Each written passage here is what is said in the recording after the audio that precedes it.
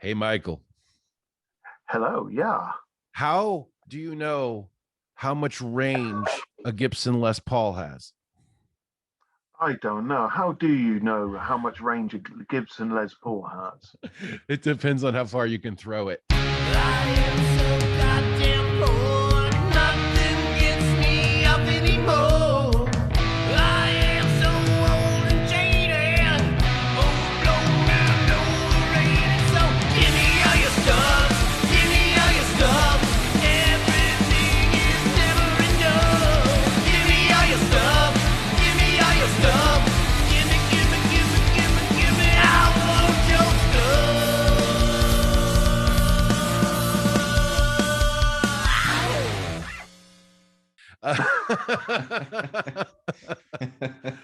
Oh no, nothing is safe. Nothing is safe. Welcome. We love Gibsons, of course. I do play Gibsons, weirdly enough. Welcome to the Pedalboard Podcast, the podcast where jaded gear junkies from across the world gather to just Jones for their next fix. Today we have a special guest all the way across the pond, unless you're already across the pond, and I guess I'm across the pond. We have Michael Gardner of Emmergy FX. And then to my side here, whichever side that may be, considering where you're viewing it from or listening to, then there are no sides.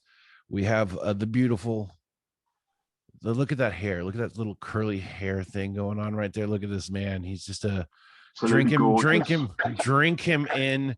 It is Vince DeGioia of Vagabond Audio. He will professionally build your pedal board to your, modest satisfaction. Oh, thanks. It's like the top ramen of pedal boards. It's fine.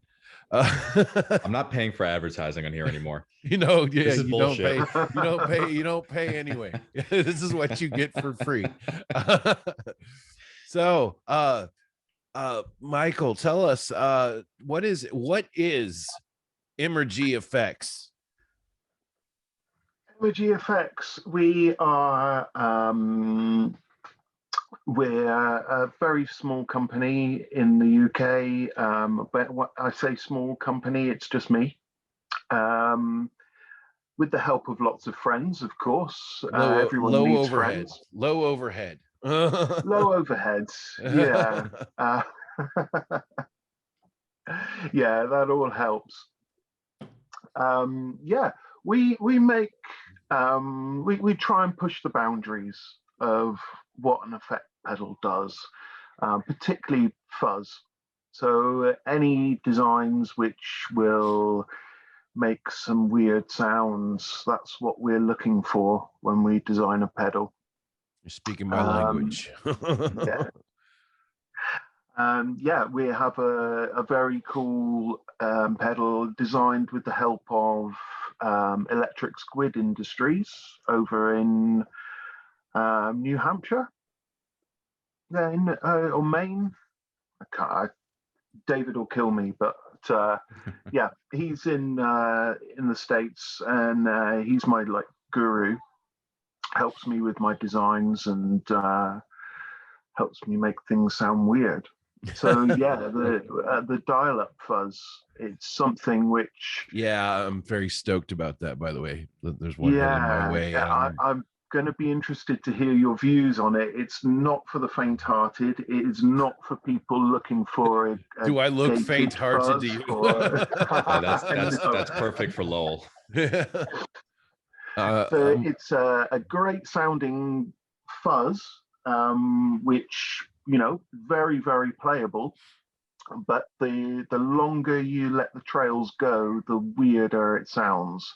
So an oscillator kicks in and it makes all sorts of modem type squealing noises, which creates all sorts of fun.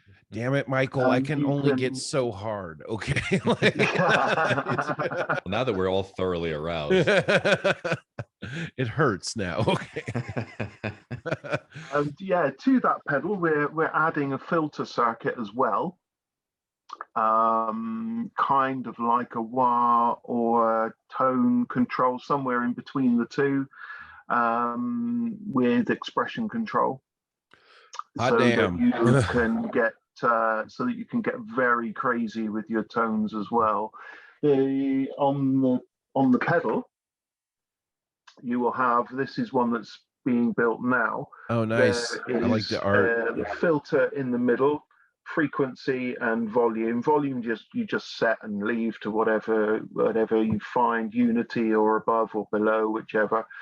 But the frequency and the filter, when turned together, will make some wonderful sweeping, swirling noises as well. Is the filter going to be always on, or is it something you can toggle? Is the filter going to be always on, or is it going to be something you can kind of like toggle? No, the filter will always be in there in the circuit. When you're not using expression, it acts like a tone control. When you're using the expression, that's when you're going to get the whooshes of sound and the fuzz coming in and out and all sorts of craziness happening. But unplug the expression, and suddenly it's just on the filter control, and you set that to wherever you like it, get the best sound. Now, I do have a question on the dial-up fuzz. Now, if someone tries to call you, does it immediately just kick off? That's a dial-up joke, dude. I'm old. I remember dial-up. My mom would like make a phone call and just boot me right off. So much said so long. Sorry for the blank expression there for a second. That was so long, LimeWire. You know, my album that's taking me 3 days to download. Don't talk shit about LimeWire. Oh, I used to remember it'd be like a point of courage, like when you had or like a point of merit, or like some red badge of courage when you'd like have like 10 albums on your on your desktop. You're like, man, I got like 10 albums, bro. But you also got 10 viruses along with it. Yeah. And you spend all night trying to see 3 titties. You know what I mean? I love the name Dial-Up Fuzz. I just thought of a great fuzz name. It'd be the Greater Good. So you could be like the Greater Good every time anyone says it. The Greater Good. The Greater Good. Like that film Hot Fuzz. That's exactly what I'm talking about. Exactly where it comes from. Yeah. The Greater Good. I have to do it now. It's like if anyone in the matter in conversation ever says the Greater Good, I will immediately be like, the Greater Good. I even got some of my friends will do it. So like now there's like 3 of us. Like if anyone says it in a conversation, we will just go catatonic and be like, the Greater Good. One of our co-hosts for the show is actually Brandon Schock of Schock Rock Effects. And he builds a lot of pedals. And I think you guys would be peas in a pod, because that's one of the things that he's always kind of striving to do too, is take things severely farther than he found them while still keeping them creative, light, and usable. Yeah. It's definitely like his jam. He's done things still have to be usable. Oh yeah, that's the key, man. Like, and I think that like some people lose the plot a little bit, like some builders I've noticed, because I play a lot of pedals and I get exposed. So does Vince. We get a large palette of things sent to us, and we get to see I like to kind of get inside the mind of the guys building them and just kind of figure out what they're going for, because it helps me understand the pedal. There's some that are just like I would say that there's like there's 3 different types of that I kind of experience on the regular, not to like just pigeonhole pedal builders, but there's definitely 3 kind of thought processes. I think guys that don't have the courage to take it far enough. You know what I mean? Like they're just kind of, they're dabblers, and that's great. There's a place for that. And they're just cloning stuff, and that's cool. And it's like, yeah. And then there's the other end of the spectrum is the dreamers, the ones that like are not grounded at all. And they're making wild, fantastic, crazy beasts that done without a monicum of usability, but that's fun too, right? So like, absolutely. But then there's the middle guy that's taking things that they like and trying to leave them farther than they found them while keeping them in the realm of what's usable. And usability is definitely lacking nowadays in the Yeah. guitar pedal industry. It's because you have a bunch of different, companies like Chase Bliss, for example. They have the blooper and they made the generation loss and stuff. And sometimes those effects can be usable, if you're into that sort of thing. But all that granular, glitchy type stuff isn't always. It takes you usable. like 3 years to find a tone in Yeah. one of those. And once you find, you got to keep it. I got a hold of a mood to play about with just the other day, and no, couldn't get on with it at all. And it's a great pedal in its own right for those that use that sort of sound. But for someone like me, I can't find anything in that's usable for what I do. And it just, it's a great pedal, but just that sort of effect is becoming way more prominent nowadays. And yeah, it's like I get that too, especially for like you, Vince, because like one of the things that we've learned doing this channel and doing pedal boards of doom and all this stuff, because me and Vince both do pedal boards of doom as well. We've just learned, like, we definitely have we have our own niches, we have our own styles, and we all tend to favor different things just as individuals. I mean, that for me, if you at the end of the day, there's no right or wrong with pedals. It's really just preference. Like, does it work for you? Does it sound good to you? And if it does, who am I to tell you any different? Absolutely. Yeah. Hit that subscribe button if you want to know my opinion, but if you don't, that's fine. That's a welcome, freedom of choice, as what little we have of it. Well, you think about it, your day-to-day life, there's like, there's just freedom of choice in some things, but then some things are just kind of like you're just kind of brainwashed into doing, and that's fine. I like being brainwashed into breakfast foods and snacks. And Strymon pedals. Describing pedals. Yeah. Oh, I love Strymon. Strymon pedals. Yes. Yeah. I did some business with them, and it was a strange time. Much like their puzzle, but it's like Vince definitely has a favoritism towards he's kind of I know I bring this up a lot, but he's very much into like Red Hot Chili Peppers and like John Frusciante's tone and stuff. And I mean, there's worse guys you could be into for 1,000 miles. Yeah, for sure. He likes his tone hotter than a spoon at John Frusciante's house. You know what I mean? Excellent. Yeah, that's my kind of tone too. That was all a preamble for that joke. So what kind of I know you're doing you just told us about the dial-up fuzz, and you're doing like a modified version with an expression pedal, which actually sounds really rad. Yeah, excited for that. We build kind of old school style. No, I love it, dude. I love the rail style you got going on there. That's terminal strips with a nice big the terminals, man. And I love terminal style stuff. Some Russian military components and some rather nice new old stock being used in there as well. So I just use them because it all fits together very nicely. No other reason. A capacitor is a capacitor, and they all sound the same. And I haven't seen any circuits that look like that. So the fact that you're doing it differently says something in itself. Well, that's old school, man. Like using the it's very old school. The terminal strips used to be used in amps, just as a way to secure the circuit in place. Easier to secure than a Vero board. When I built pedals, I did build pedals for a little while. All of mine were done on like terminal strips. Like it was just an old school idea. It was a cool idea. You could make super solid connections. You could have everything very secured inside of the housing. I mean, obviously there are limitations to that style of wiring. Of course, yeah. But I love boxes, like, because when you're in the box and you have to creatively figure your way out of it, the solutions for me, I actually find it's in a weird way liberating. If you give me infinite options and there's like I can do anything I want, I clam up. But if you like saying you got to be this guy, and I'm like, fuck, I do, and I was like, trying to stretch the boundaries. But I love the simplicity of it. Sometimes it's the KISS method, man. Keep it simple, stupid. You know what I mean? Like, if you do that, No, that's wild. I didn't know that because I haven't actually got to like physically touch one of your pedals yet, but that makes me like it even more. It's on its way. It's on its way. Oh, I am no. I now. check the mail every day, dude. Dude, I'm an addict. I'm a big time pedal addict.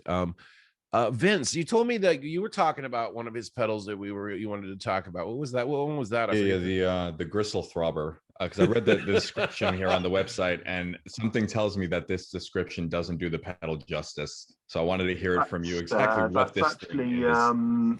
It's a clone, a modified clone of the Gristle Throbber, which is the pedal that Endangered Audio Research made back in the 70s, based on the circuit designed by Chris Carter of Throbbing Gristle. But not John Carter of Mars.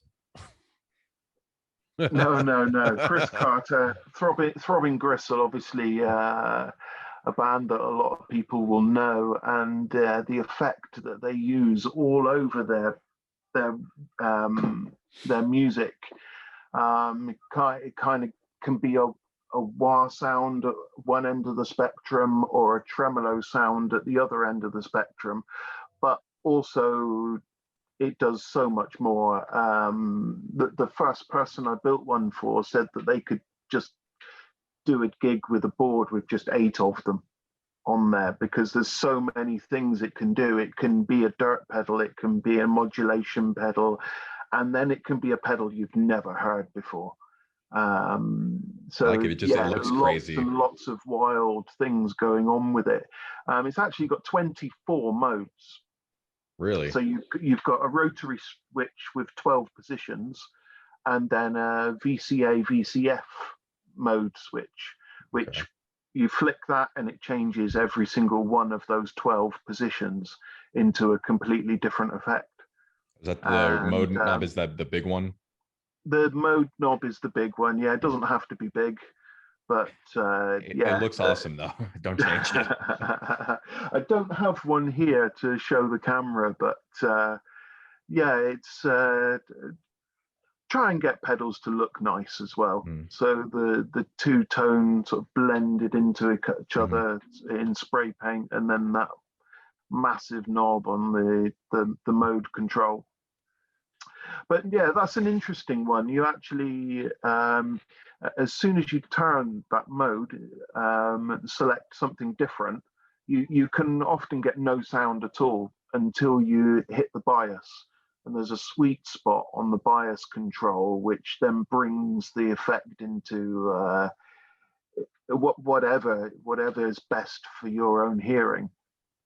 But there's some wild, as the name suggests, some throbbing growing modes where literally the sound is coming in and out at you, and there's layers of dirt in there as well. It's an amazing thing. Yeah. We made a joke earlier when we were talking about this that Gristle Throbber, it was Vince's wife's nickname for him. Good man. I made a joke, I guess. As one does. No, this looks awesome. I'm actually looking at it too. That sounds wild. You oversold it, man. Like it's like sounds awesome. Cool. So how long have you been doing available to buy now? Yes. Yes, it is. So how long you been working as Emmergy FX? Emmergy FX are new. We were about 6 months old. Okay.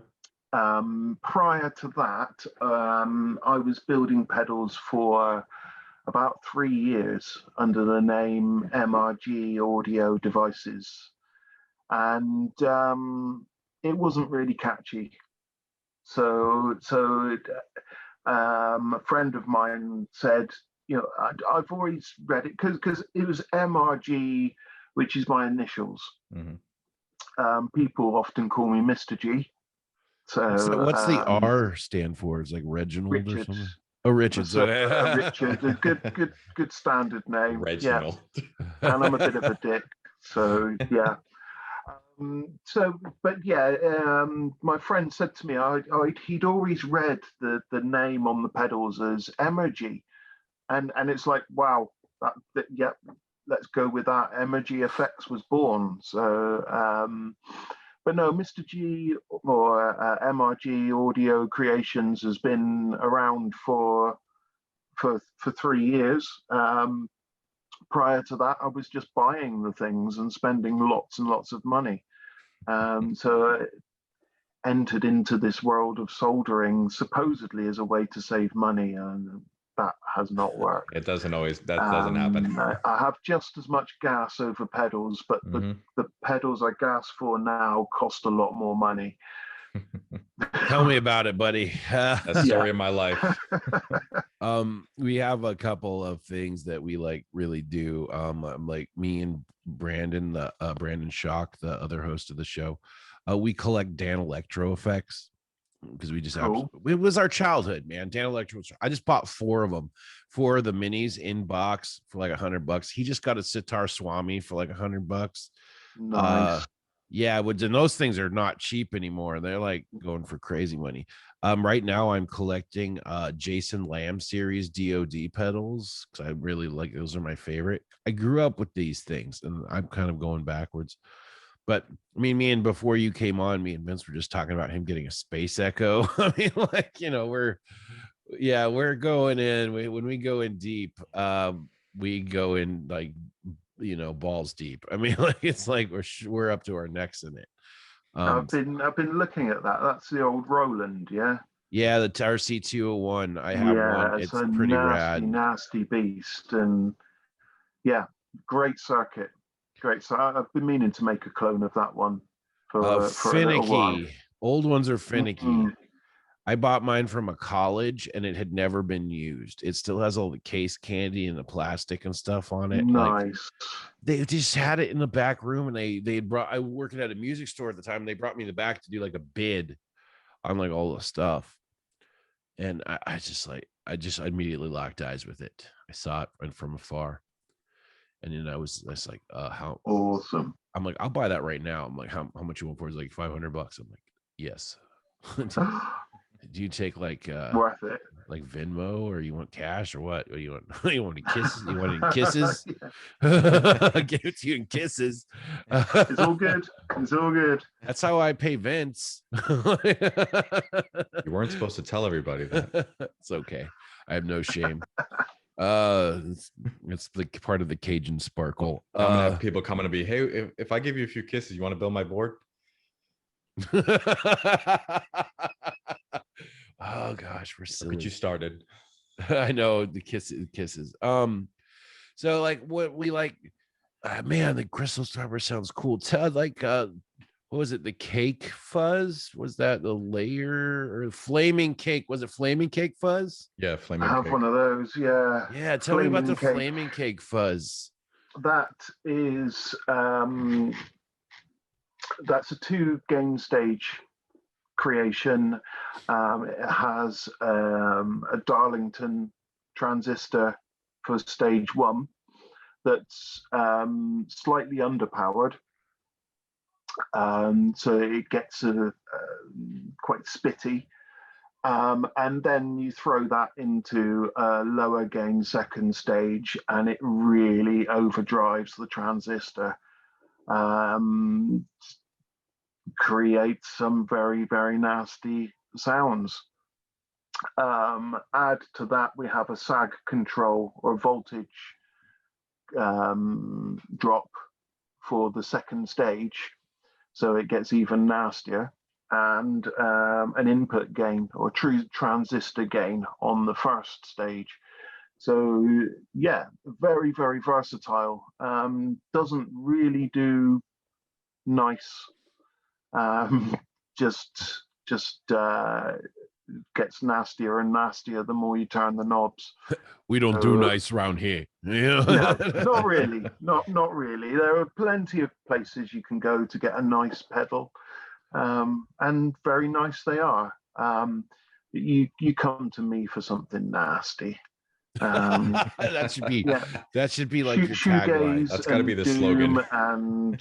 And just noise rock. That's what I'm aiming at. Come to me to get something nasty. That's really good. I expect to man. see that on your website later. I expect to see that on your website later today too. Yeah. You created expectations that you have to live up to. Yeah. That's the story of my life. It tends to be the first reaction I get from someone when they get a pedal, though, is just filth. That's the only word that comes to mind. So I've seen yeah, some of the stuff, the videos. I like that. I've seen some of the videos coming down from PBOD, because I know you sent Adam and Lee some pedals. Well, you guys were all in the same country, so it just totally made sense to like, it's like you guys are all like, yeah, for sure. You guys can throw a rock to you guys can throw a rock to each other. You know, I'm from Alaska, so it's like, I don't know, like 10 United Kingdoms like stacked into one place. I just remember like to drive to another town was like 4 hours. No, it's like Texas too. It's 70 miles. Yeah, Vince lives in Texas, so it's like it's just a 1,000 miles to just get to the next place. But I really liked what they were doing, and I like listened to their stuff a little bit. I've kind of heard a little bit of what Lee's cooking up, but I'm gonna do a video for. I'm looking forward to that one. Yeah. Lee can get nasty. Like, so people need to see the dial-up fuzz in action. So well, you're gonna get more. You're gonna get your money's worth out of that one. Awesome. We're doing for this channel. I'm starting a review show too called Death and Rainbows, and excellent. It's a no. Good name. Yeah, check it out. That's the logo. There's a big old scythe over there. That's where I'm going to shoot my stuff. I painted that. Love it. Yeah. But it's going to be no holds barred reviews. You normally give guys like fair warning, like people that are sending me stuff, to have on that, because it is going to be no holds barred. If your shit sucks, I'm going to tell them about it. I don't think that you got anything to worry about, though, dude. Everything that I've heard and played, that I've heard, and I know like the dial-up fuzz is coming, and I was super interested anyway. You got nothing to worry about. We're gonna have a good old time, and it's gonna be ripping, roaring, no mercy, no quarter given. I mean, it's gonna be like, you know. What was the inspiration behind the dial-up fuzz? A modem. Like what drove you to build that fuzz? I kind of fascinated by the pedals that Electric Squid Industry made. They brought out stuff like the Control Freak and the Freakazoid, which are full of oscillators. I've checked out a Control Freak before. I've got my grubby little mitts on one of those. Absolutely fantastic thing. But they're a little bit different in that because it just sounds. Obviously, there's loads of pedals with oscillators in them, and that's fine and nasty. You get a fat fuzz factory or something like that, and you start playing with the controls, and it makes weird noises. But these are different. So it's done with I won't give the secret away, but instead of using an IC chip, it uses a transistor in something called cascade biasing, which is a little secret that not that many people know about. And it just creates, as you say, you turn a knob and it's almost part guitar pedal and part synthesizer. So taking that and playing with that architecture and playing with the design and to create this pedal where you've got what is effectively, I mean, if you don't stop strumming, it's pretty much a standard fuzz pedal. But as soon as you leave a break in picking a note or strumming a chord, these wild noises come in, and and drown everything else out. It's not going to be everyone's cup of tea. Let's put it mildly. But some LFO grindage right there. You know, that's one thing I love about LFOs is just like the unpredictability of what happens when you stop playing. You never know where it's going to go. Yeah, definitely, and that's what fascinated me about creating oscillators in that way with this. And there's only one transistor that will do it. All the others, if you cascade bias or try to cascade bias another transistor type, it won't. It'll just sound like farts. This particular one, so someone discovered it. I don't remember the history of who discovered it. I've looked it up, and the information is out there. But yeah, it's a really, really unique thing, and yeah, it's sort of riding on the back of Electric Squid Industries. But David's a very good friend of mine, and he knows he wants me to get to where he is, to be, you know, to have some really cool pedal designs, and he's helped me along the way. So yeah, that's the reason for the dial-up fuzz, is to create something that no one's ever heard before. And that's the goal of everyone, I guess. Actually, no, I don't think it is. No, maybe not. Those that are just happy to clone pedals, yes, they're yeah. Again, this is not going to be for them. It's not going to be for people who want to play blues. It's for people who want to make a sound that's never been heard before. It's refreshing to see something new and original, because, you know, like you were saying, everything is pretty much a clone nowadays, and it, you know, rightfully so. But something like this. Funnily enough, this one that I'm building right here on the desk is going to. I'm very excited, actually. He's had a couple of pedals off me. The singer and guitarist for a UK band called Burning House, and they just push the boundaries of what music is and what guitar tone is, and they've got a Gristles throbber, and something I've got right here that I've made for him, which you can probably tell from the graphic. It's a cherub jet fuzz. So the jet is the sound, and the cherub is in it's a little nod to Billy Corgan. So it was a pedal that when they were recording Siamese Dream, they pulled this circuit out of a lap steel guitar, an MSA lap steel guitar, and they just put it into a stomp box and hit it, and got that sound that they got on the Cherub Rock guitar solo.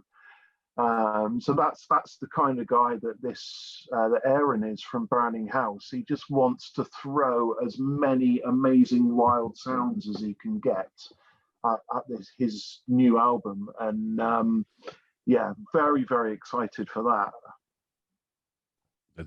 That's awesome. I did that once when I was a kid. We had an old Silvertone amp, like one of them solid state amps, and the amp quit working, so I took the reverb and the tremolo out of it, and I just put it in like a in a housing, and like just use, like, 'cause that's the only thing I liked about that amp anyway. So put it in housing. Luckily, I knew enough about wiring to kind of make it work, and yeah, I still got it floating around a box somewhere too. It sounds like garbage, but that's kind of the point, you know. It sounded like garbage, and I thought it was cool. Kind of had like made everything sound like you just pulled it out of a swamp and had been sitting there for about like 10 years, you know. It's just soggy. Yeah, that's a sound a lot of people look for. You know, one man's garbage. Yeah, one man's trash is another man's treasure. Speaking of trash, Vince DeJoy, everyone.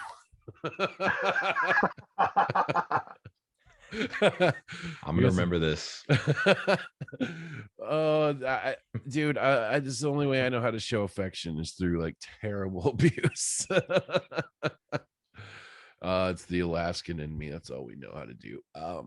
Abuse and drink. And you do both very well. I do. Thank you, Vince. Yeah, high praise, Vince. Yeah. So we're pushing boundaries. Speaking of pushing boundaries, we are going to do our favorite segment, called Sound Toy of the Week. Paddle time, do do do do do. Paddle time, brought from me to you.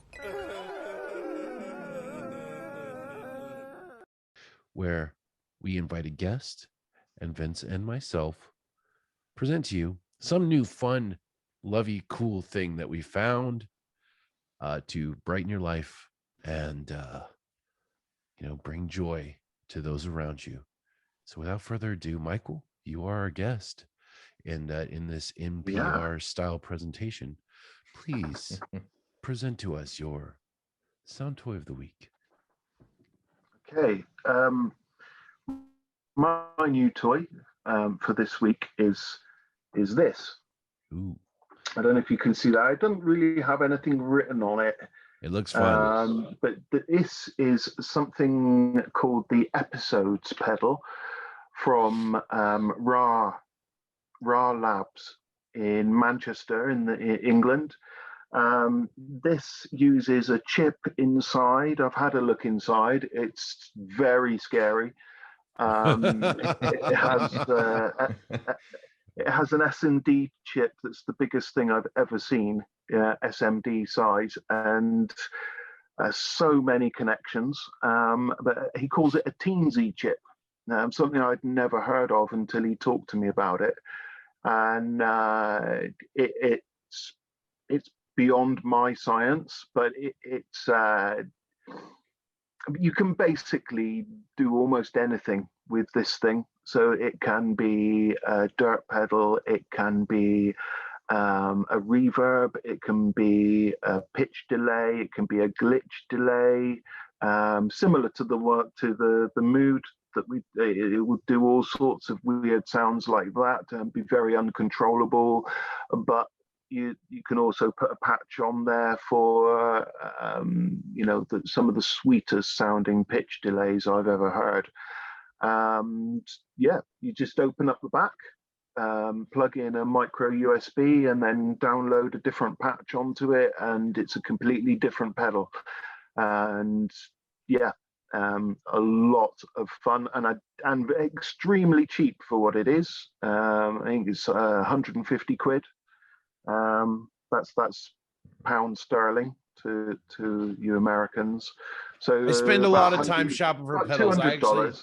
I did that conversion real fast. Like I have to do that conversion. I have to do that conversion all the time. So I was like, I got a good idea. About $200 for the best pedal you will ever buy. So do have a look up Ra Labs. That is high praise. And the Episodes pedal, it's amazing. Episodes of Insanity brought to you by Ra FX. Sounds like something I need in my life. Yeah, dude, you actually no, dude. I can tell you right now, I am literally got my phone on and I am on your site. And as soon as I'm done with this, I'm probably gonna get one of them gristle thistle things, dude. Because you sold me on that. I was like, man, I love modulation. I don't have enough of that in my life, like especially wonked out crazy modulation, which is the only kind of modulation for me. It's crazy. Yeah, we might have to go down that path. Got money burning a hole in my pocket. And I got woke up this morning with a hard rod and soft mind, so I'm easily influenced. Vince, what's your sound toy of the week, brother? So I just picked this one up. I haven't plugged it in yet. I just got it in the mail yesterday. Fresh. Yeah, I was supposed to plug it in today, but I was running errands and it went over a little bit. But from what I hear, this thing can do pretty incredible things. It is the mouth breather. Oh, a Schock Rock Effects mouth breather. Yeah, that's what our co-host. Nice. That's one of his. I was there. I actually named that pedal. That's my go-to insult whenever I used to call people knuckle dragon mouth breathers whenever they could really piss me off. But yeah, I've been called it many times. yeah, I've been called it too. It's okay. You get a taste of your own medicine. It just makes the medicine sweeter. No, that's a great pedal. You got your mouth breather. So he sent you one. He did. Yep. He sent it out last week. I also got a Beast Boost. Oh, the Beast Boost is great too. That's I discovered his pedals. Like me and Brandon didn't know each other. I was just doing reviews for Pedal Boards of Doom. And I walked into a shop because I live in Vancouver, Washington, which means I'm like basically a suburb of Portland, Beautiful Oregon. place. Yeah, Portland is right across the river. And it's a pedal, sort of a guitar pedal mecca. I mean, there's a lot of builders in Portland, a lot of real famous ones. But there's a music store, it's world famous, called Old Town Music. And they always have a huge selection of pedals. The thing is they don't just feature like the big names. They got a lot of like boutique builders and stuff, independent builders. They make it very easy for them to sell their pedals there, which is really cool. Yeah, but awesome. I walk in and there's a cabinet that's particularly for the cheap shit, which I always look in because I love cheap shit. And I see a tuna can pedal called the Whoop Ass Drive. Nice. Yeah, and it's in a tuna can, and it's got all this stuff like it's like guaranteed 140% awesomeness.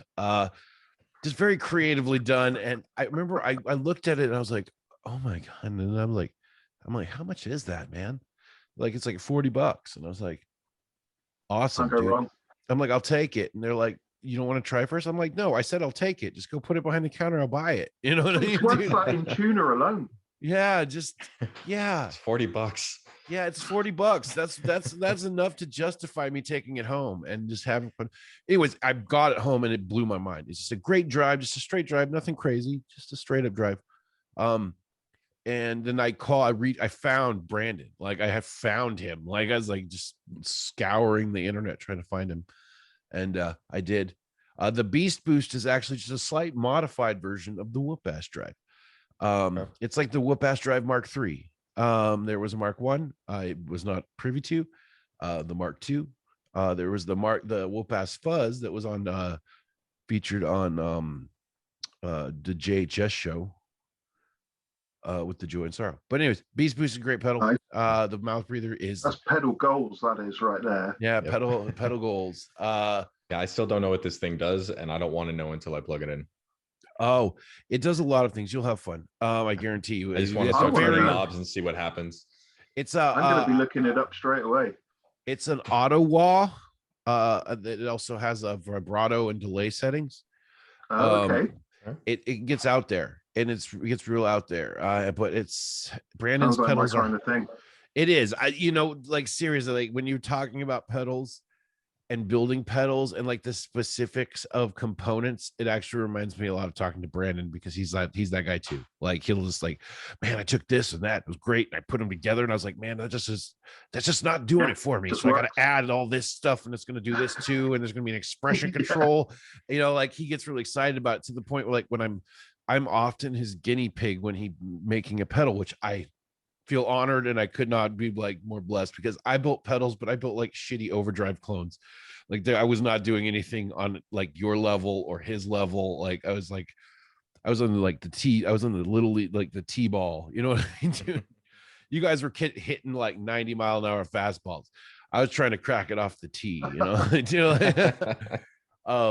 No, but you guys remind me of each other like a lot, and I've noticed that that's a common theme among builders that tend to try to kind of stretch the boundaries of what is, tend to be those kind of thinkers where it's like they're trying to defy convention, and it's always good.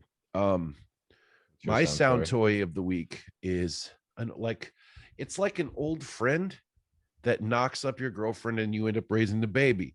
It's like a friend that comes to borrow like $20 every week and never pays you back. It's you hate it, but you can't get rid of them because you love them. Is it what it's how DS1?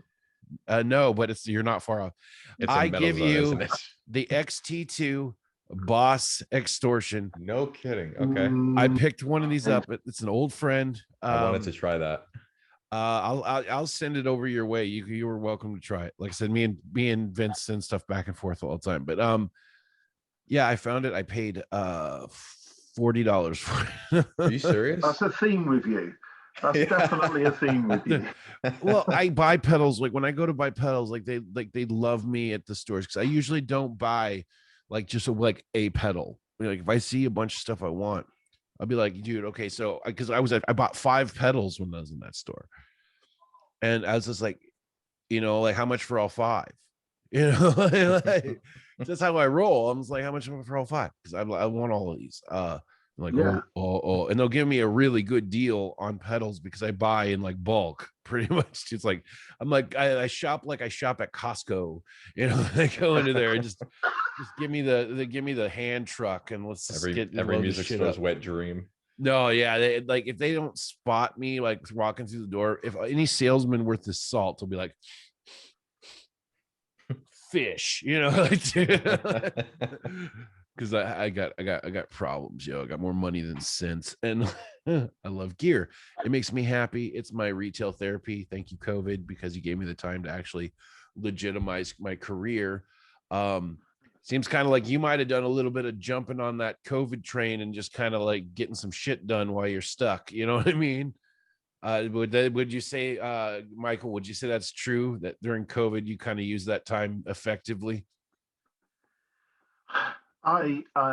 Yeah, yeah. Not to start with.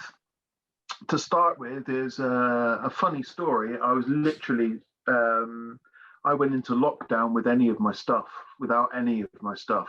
Oh man. So I had no guitar, I had no amp, I had 0 pedals, because it was all I was working away from home, and I had everything in lodgings, and our prime minister called lockdown, and literally that's it. No going to work to my lodgings to pick up anything. It was just get home. So I spent the next 4 or 5 months with nothing, no soldering iron, no nothing. So it was like family time. But then, of course, things ease off a little bit, and I got cracking, picked all my stuff up, and got cracking on loads of designs, loads of clones that I wanted to build and for myself, and just loads of learning. Yeah, it was a good time once I'd got all my stuff. And for a few months there, I was a little bit lost. I'm not gonna lie. Well, I think we all were. I know, like, one of the things that I was very diligent to do, me and my wife were both very diligent to do before I got this lovely, ginormous, like spacious abode that you see here. We were living in a 700 square foot house together. You know what I mean? Like with all of our stuff. Every room was an art room. Tiny. My studio was from the kitchen. I mean, it was like in the kitchen. The sink was over here. The studio was over here, right? Don't do vocals when the kettle's on, then. I drink coffee, son. We don't got no kettle. No, it didn't matter. We just were like, I use a SM7B. That's the reason I got this microphone, because it's very forgiving in an environment that is not like perfect. But we were very diligent to be active, because like the first thing you have to do is to stave off any kind of like depression, or like we didn't fight at all. Like we were like, if we got like even like remotely agitated with each other, we actually would be like, we're squashing this, we can't do this right now, because we are so isolated, because we can't leave really. I mean, you could, but it's like we go to the store like once a month, you know what I mean, and just get everything we needed and just hunker down real time. Luckily I had things like Zoom, and I could like hang out with buddies a little bit, but my band didn't play for an entire year. And it was just like, because one of our bass player is immunocompromised, so he can't do, I mean, he had to like lock it down, like for real, like nothing, no one in, no one out. And we were all like, yeah, get it, cool, whatever you need. But in that the thing to stay busy, I decided that I didn't want to be in a job that could be taken away from me. based on administration, based on plague, based on anything. Like, it's something that existed kind of on the fringe or outside of the norm of jobs. So I remember I was just like, oh man, I did a review of the Earthquaker Devices Rainbow Machine just on my own little channel. Me and a friend had this like bullshit little podcast that was pretty fun. And we do like little comedy sketches and like reaction videos and all this other crap. But I did a review. I had a show called Reviews You Never Knew You Needed. And I did actually, weirdly enough, I did that review. That review just like spun off. It's the perfect pedal for it. And I'm a pedal you never knew you needed. And I'm a silly bastard, so I went at it sideways. Like I did it, like I didn't even really play guitar for it. I was like, I had a Rezo Glass Supro, like one of them Rezo Glass guitars, because I like those kind of things. And I was just hitting the back of it, and it like with the Rainbow Machine like full on, and it's just doing these huge like sparkly unicorn swells. I was like, you can play a synthesizer through it. So I took my ARP. I have an ARP MK ARP Odyssey 2, like a legit one. It sounds great. I love running pedals with it. It just sounds amazing. But I played that through it, some silly bit shit. And then I played a voicemail of my dad. My dad sent me a voicemail, and I ran it through the Rainbow Machine. I'm like, you can play voicemails from your dad through it. It's like, hey there, bud. Just tried giving you a call, but just love you, and I'll talk to you later. And I'm like, I love you too, Dad. But yeah, it's fun. And then I did like dude wipes, and like I did a bunch of like reviews. But yeah, during COVID, I was just bored, and I was like, I'm just gonna do this. And yeah, then like I literally got picked up by PBOD like shortly thereafter, and then it was just kind of off to the races. Doing reviews and stuff. Me and my friend run a nonprofit together as well, and that became like a legit thing over COVID. Just but none of this can be taken from me, I mean, it can't. I'd have to do some, but I love talking. Like most of the people that we've talked to on this podcast for sure have definitely made good use of that free time. Like it's not the greatest reason to have it, but if you got it, you might as well monopolize on it to some degree to try to further yourself or maybe further others. But yeah, that's always good to hear. I've talked to a lot of people where companies have been kind of launched out of COVID, because I can imagine that like the 5 months you didn't have anything, you're probably brooding on it. Yeah, there were thoughts swirling around in there for sure, and then as soon as I was able to, it's like, yes, get in there, got all these parts now, and let's throw them together. It's magic. That's what happened with Vagabond Audio, the same thing. I was just bored and just building pedal boards on my own, and it became a thing. Awesome. He builds fantastic pedal boards. I actually have one of his pedal boards. They even did it in pink for me, because that's kind of how I roll.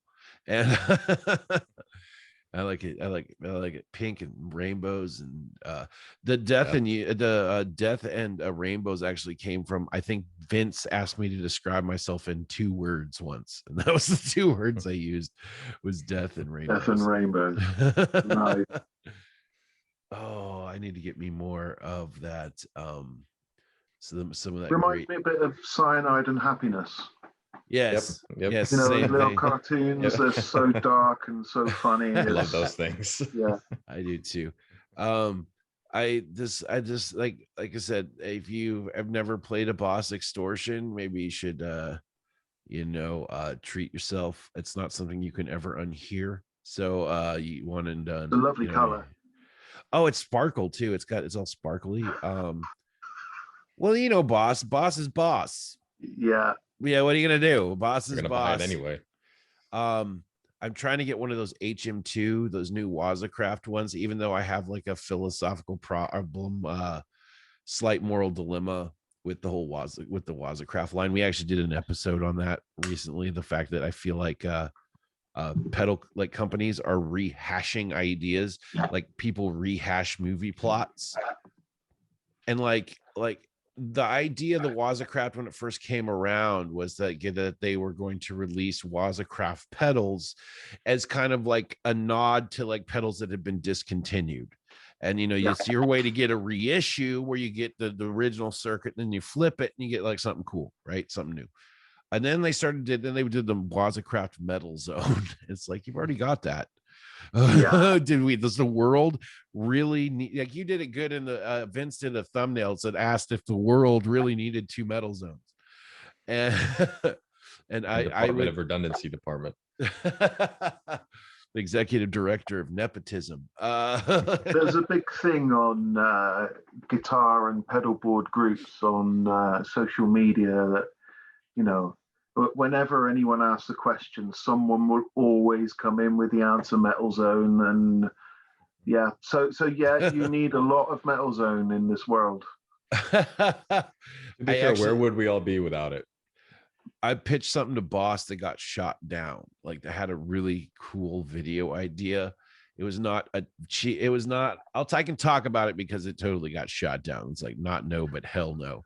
I wanted to make an art installation that I would revisit on a show that me and Vince and Brandon are working on. Oh, you approached them about that?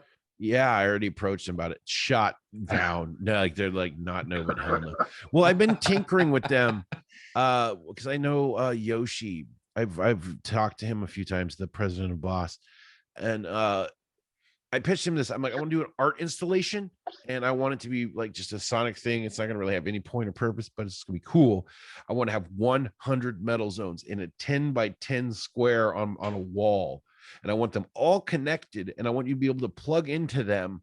And I'm going to install like one of them flat Boss amps. Remember those things, those flat Boss amps that came out?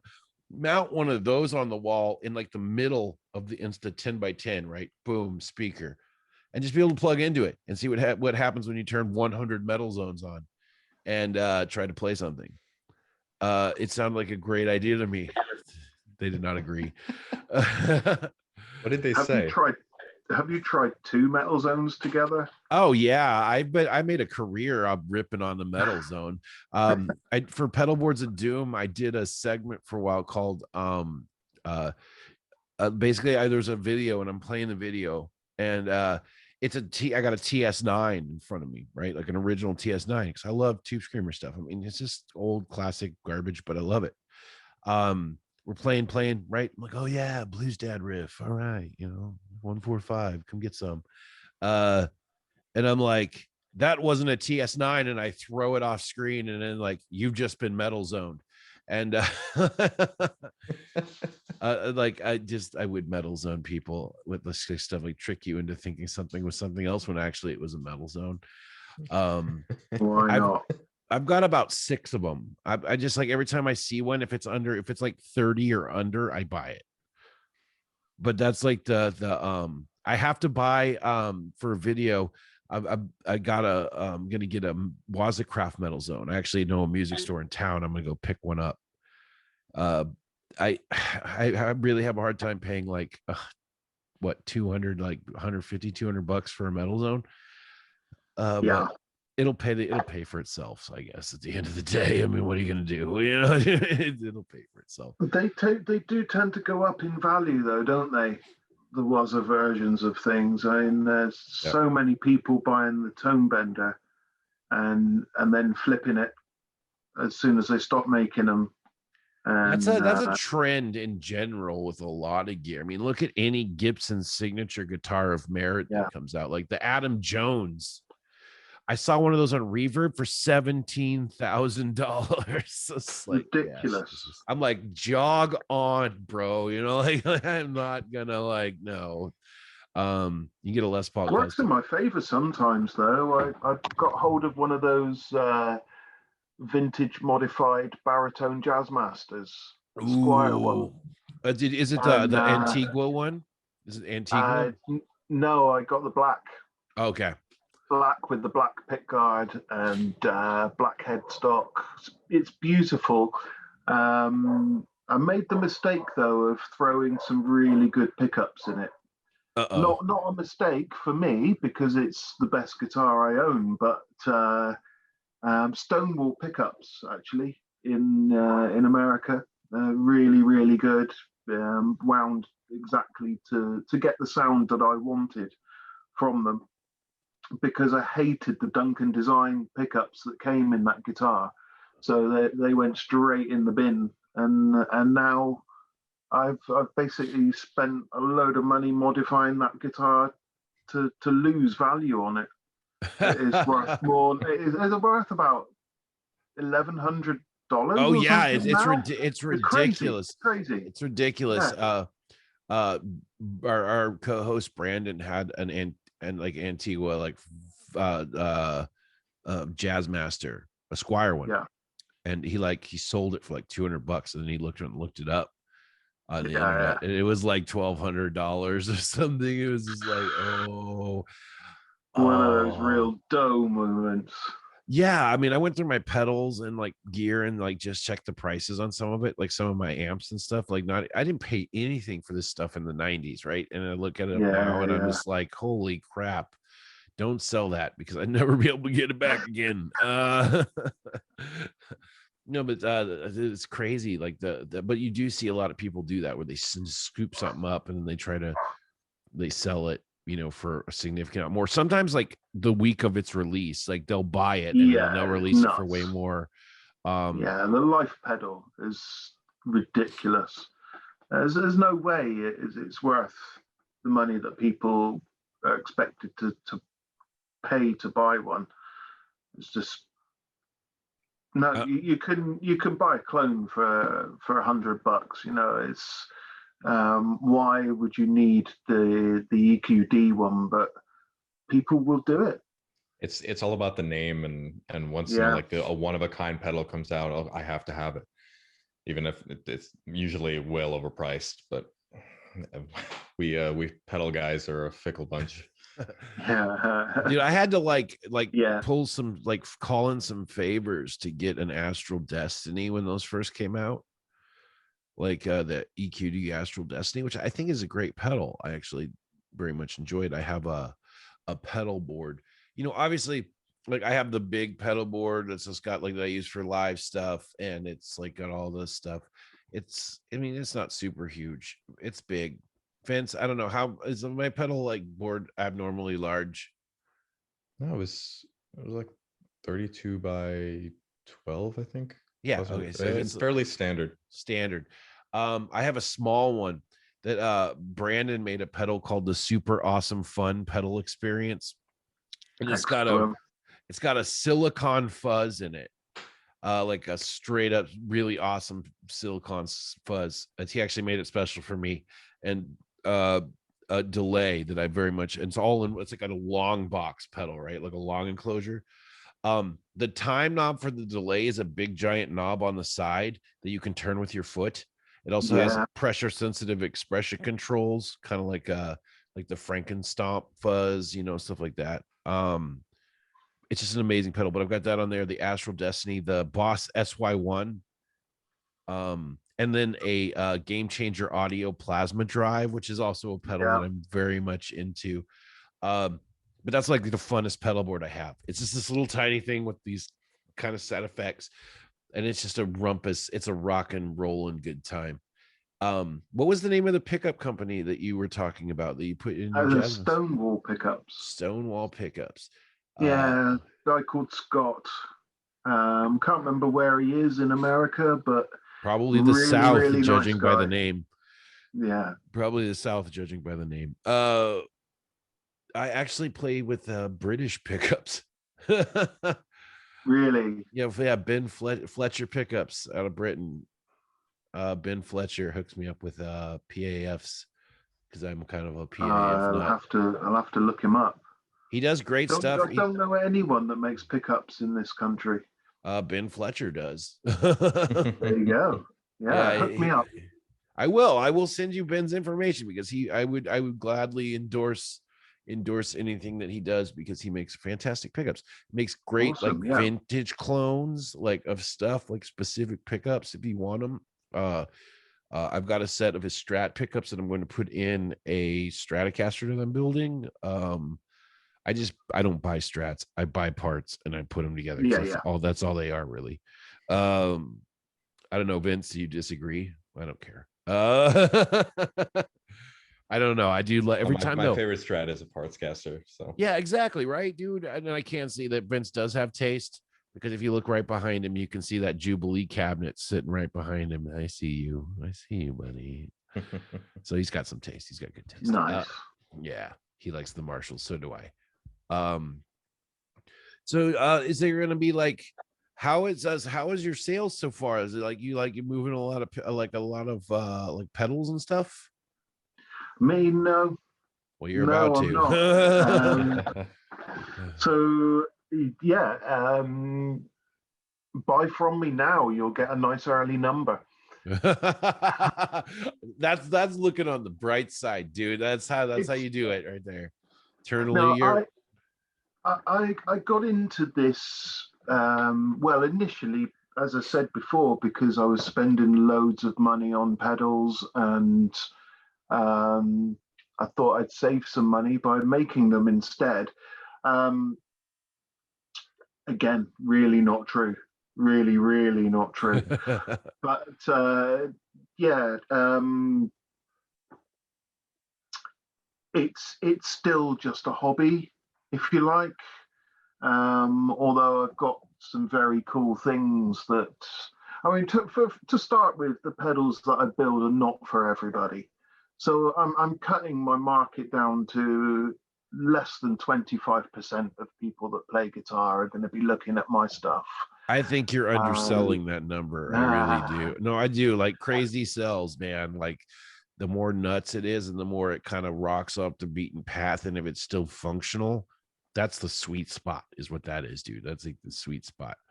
Especially nowadays, where guys are trying to push boundaries and, you know, trying to break the trope. It's like, you ever notice that guitar like ebbs and flows, as far as like, oh, you always hear every decade, oh, the guitar is over, it's done, like no more guitar music, guitar solo, so stupid. And then it rolls back around. Of course, that's life. But I think you're underselling it. But if you guys are out there in podcasty land, check out Emmergy FX.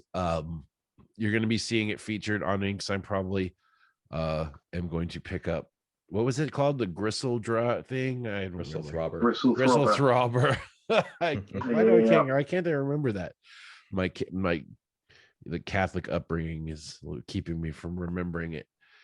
Check out like the dial-up fuzz and stuff. You're going to see some of that here pretty quick. You'll see it up on PBOD.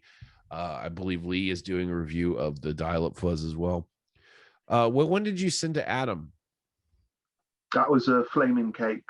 Yeah, so check out Adam's review. Yeah, check out the budget pedal chap doing the flaming cake. There's a couple of demos. Yeah, they're really good. Music that he wrote for just to play with those pedals. So that's what we do, brother. Really nice. Really show off the pedals really well. So definitely check those out. I make an overdrive as well that glows in the dark. Oh, which one is that? It's the phosphocreatine. Yep. Awesome. So yeah, it's designed to add weight to whatever you're using. So I stack pedals to get the sound that I want. It's very rare that I find one pedal that does it for me. So I like using like 2 fuzzes and an overdrive. And the overdrive is always there to thicken the sound and maybe do a bit of tone shaping. So yeah. I stack them too, man. Yeah. But my problem is, again, I tend to make everything high gain. So the overdrive is high gain. Using the highest gain transistors I can get my hands on, basically. Fantastic. So check him out, man. He's got all sorts of fun stuff. I'm gonna get I check my mailbox every day, waiting for mine to show up. Vince, did you have any more questions? I think we covered everything. Appreciate you coming on, though. It's great meeting thank you, Michael, for joining us. Yeah, it's been a lot of fun. We'll have you on again. We like to have guests come back. Yeah, it's fun. If you got anything, work on some new things for that. Yeah, if you do, let it keep us in the loop. Because if you got something like, Yeah. hey, can I hop on the podcast and feature something? We will gladly be like, absolutely. What are you Cool, doing yeah. right now? But check out Emmergy FX, check out Pedalboard Podcast. Please like and subscribe. We have lots of new things coming down the pipe. We have review show, we have a puppet variety show, we have Vince's OnlyFans. We have all sorts of things. $9.99 a month. Hey, he needs money, guys. He's trying to build a new studio. You know what I mean? You got to help him out. Got to help him out. Help a brother out. You know, Get he's all gonna of this. $9.99 a month. So if you like hair and shame, check out Vince's OnlyFans. That's his actually handle at hair and shame. Yeah. .com/org/net. So please check that out. Like and subscribe. Definitely check out Emmergy FX. Buy this man stuff. Let's blow him up. Please do. Yeah, I'm very poor. Let's blow him up so he can act like he doesn't know us anymore. So that's what we're doing. That's my goal. So thank you guys for listening. That's not really a full rack of guitars. That's a poster. By the way, This is a I Zoom. can't afford a guitar right now. This is a Zoom It's all a background. ruse. Please send your your jazz masters and stuff. Give him to Michael, man. He needs them. He's Hand got wound pickups only, please. hand wound, like boutique. Yeah. He's got standards. Of course. Of course. Thank you guys for listening. This has been the Pedalboard Podcast. I have been Lowell George Granoff. Yes, I have 2 first names. Next to me is Vince DeJoy, and below us, our guest from MGFX has been Michael Gardner. Thank you for listening. Be fantastic always, and try not to lick a bag of suck. See you later.